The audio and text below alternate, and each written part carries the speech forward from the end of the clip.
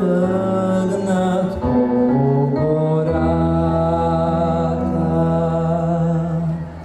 Днес за мен е чест и привилегия да ви приветствам по случай 138 годишнината от създаването на гимназия Георги Стойков Раковски.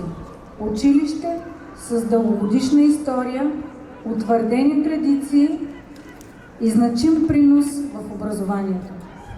През годините нашата гимназия се е утвърдила като средище на знание, дух и стремеж към успехи.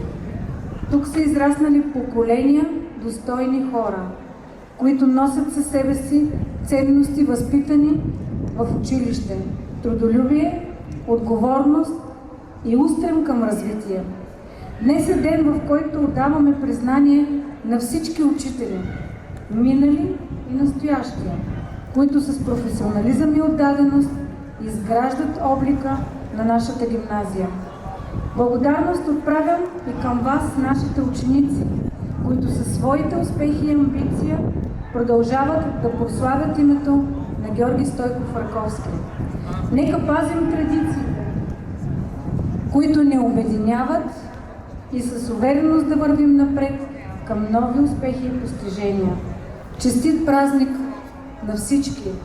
Нека духът на нашето училище живее във всеки един от нас, като светлина, която ни води напред, като вяра, която ни дава сили, и като гордост, която носим завинаги в сърцата си.